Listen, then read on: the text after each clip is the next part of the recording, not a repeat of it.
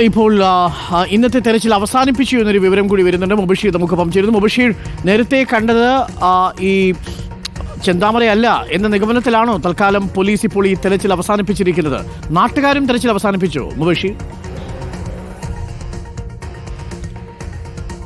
അരുൺകുമാർ, നാട്ടുകാരുടെ ജനകീയ തിരച്ചിൽ നിലവിൽ അവസാനിപ്പിച്ചിട്ടില്ല. പോലീസിന്റെ തിരച്ചിലിനെ സംബന്ധിച്ച് ഏറ്റവും നിർണായകമായിട്ടുള്ളൊരു വിവരം ഈ ഒരു ഘട്ടത്തിൽ പുറത്തു വന്നതോടുകൂടി നാട്ടുകാർ വലിയ പ്രതീക്ഷയിലാണ്. ഇന്ന് തന്നെ പിടികൂടാൻ സാധിക്കുമെന്നൊരു പ്രതീക്ഷ നാട്ടുകാരെ സംബന്ധിച്ചുണ്ടായിരുന്നു എന്നുള്ളതാണ്. സ്ത്രീകളും കുട്ടികളും ഉൾപ്പെടെ തിരച്ചിൽ പങ്കെടുക്കുന്ന കാഴ്ച നമ്മൾ കണ്ടതാണ്. കയ്യിൽ ചെറിയ വടികളൊക്കെ എന്തുകൊണ്ടായിരുന്നു പരിശോധന നടത്തുന്നതിന് വേണ്ടി, തിരച്ചിൽ നടത്തുന്നതിന് വേണ്ടി അവർ ഇറങ്ങിയിരുന്നത്. ഇപ്പോഴും ഈ മേഖലകൾ കേന്ദ്രീകരിച്ചുകൊണ്ടുള്ള തിരച്ചിൽ നാട്ടുകാരുടെ നേതൃത്വത്തിൽ നടത്തുന്നുണ്ട്. പക്ഷേ പോലീസിനെ സംബന്ധിച്ച് താൽക്കാലികമായി തിരച്ചിൽ അവസാനിപ്പിച്ചു എന്നുള്ളതാണ് DYSP നമ്മളോട് വ്യക്തമാക്കുന്നത്.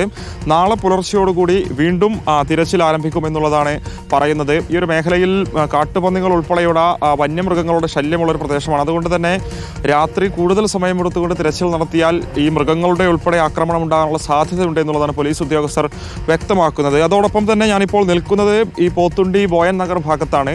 എനിക്ക് ഈ മുകൾ ഭാഗത്ത് കാണുന്നതാണ് നേരത്തെ ഞാൻ പറഞ്ഞതുപോലെ ചെന്താമരയുടെ വീട്. ഈ ഒരു വീട് കേന്ദ്രീകരിച്ചുകൊണ്ട് കൂടുതൽ പോലീസ് ഉദ്യോഗസ്ഥർ എത്തിക്കാനുള്ളൊരു സാധ്യതയുണ്ട് എന്നുള്ളതാണ്. ഇങ്ങോട്ടൊന്നും തന്നെ വരാനുള്ള സാധ്യതയില്ല. കാരണം ആദ്യഘട്ടം മുതൽ തന്നെ ഇവിടെയുള്ള പ്രദേശവാസികൾക്ക് ഉൾപ്പെടെ ഭീഷണിയുള്ളത് കൊണ്ടുകൂടിയാണ് പോലീസ് ഉദ്യോഗസ്ഥരുടെ തീരുമാനപ്രകാരം ഇവിടെ കൂടുതൽ പോലീസുകാരെ വിന്യസിപ്പിച്ചിരുന്നത്. എന്തായാലും ഇന്ന് ചെന്താമര പ്രത്യക്ഷപ്പെട്ടൊരു സാഹചര്യത്തിൽ പോലീസിനെ കബളിപ്പിച്ചുകൊണ്ട് ഇങ്ങോട്ടേക്ക് വരാനുള്ള സാധ്യത കണക്കിലെടുത്തുകൊണ്ട് ഈ മേഖലയിലേക്ക് കൂടുതൽ പോലീസുകാരെ എത്തിച്ചിട്ടുണ്ട്. തൊട്ടപ്പുറത്തുള്ള തറവാട്ട് വീട്ടിലേക്കും കൂടുതൽ പോലീസ് ഉദ്യോഗസ്ഥർ എത്തിച്ചിട്ടുണ്ടെന്നുള്ളതാണ്. ചോദ്യങ്ങൾക്കുള്ള ഉത്തരമാണ് നമ്മൾ തേടുന്നത് ഈ രാത്രിയിൽ. ഒന്ന്, 58 വയസ്സുള്ള ചെന്താമരയ്ക്ക് ഈ പോലീസിനെയും നാട്ടുകാരെയും വെട്ടിച്ച് എങ്ങനെ ഓടി മറയാൻ സാധിച്ചു? നമ്പർ 2, ഇരുട്ടിൽ എങ്ങനെയാണ് വെളിച്ചമില്ലാതെ, ടോർച്ചില്ലാതെ, ഒരു മൊബൈൽ ഫോൺ പോലും കയ്യിലില്ലാതെ ഈ ചെന്താമരയ്ക്ക് പോകാൻ സാധിക്കുന്നത്? നമ്പർ 3, എത്ര കൈവെള്ളയിലെ രേഖകൾ പോലെ പരിചിതമായ പ്രദേശമാണെങ്കിലും ചെന്താമരയ്ക്ക് ഈ ഇരുട്ടിൽ ഈ കാട്ടിലേക്ക് എങ്ങനെ മറഞ്ഞാൻ കഴിയും? 4, കഴിഞ്ഞ 35 മണിക്കൂറായി ചെന്താമര ഭക്ഷണം കഴിച്ചിട്ടില്ല എന്നുള്ള വിവരം വരുന്നു. ഇത്രയും നേരം ഭക്ഷണം കഴിക്കാതിരിക്കുന്ന ഒരാൾക്ക് അവശനിലയിലാവുന്നൊരു സാഹചര്യത്തിൽ എങ്ങനെയാണ് പോകാൻ കഴിയുക? നമ്പർ 5, ചെന്താമരയുടെ ബന്ധുവീടുകൾ കേന്ദ്രീകരിച്ച് പോലീസിൻ്റെ സർവേലൻസ് സംവിധാനമുണ്ട്.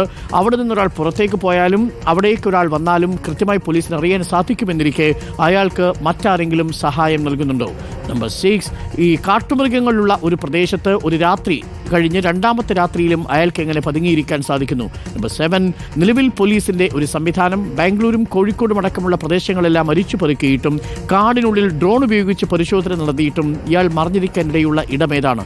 നമ്പർ 8, ഈ ചെന്താമര മറിഞ്ഞിരിക്കാൻ സാധ്യതയുള്ള പ്രദേശങ്ങളിൽ നാട്ടുകാരടക്കം തെരച്ചിൽ നടത്തിയിട്ടും നാട്ടുകാരുടെ കണ്ണിൽ പോലും പെടാതിരിക്കാനുള്ള ഒരു സാഹചര്യം എങ്ങനെ ഉണ്ടാവുന്നു? നമ്പർ 9, ചെന്താമര അത്ര വലിയ അഭ്യാസിയൊന്നും ആകാതിരുന്നിട്ടും എങ്ങനെയാണ് പോലീസിനെയും വെട്ടിച്ചുകൊണ്ട് ഈ ഇരുട്ടത്തോടി മറയാൻ സാധിച്ചത്?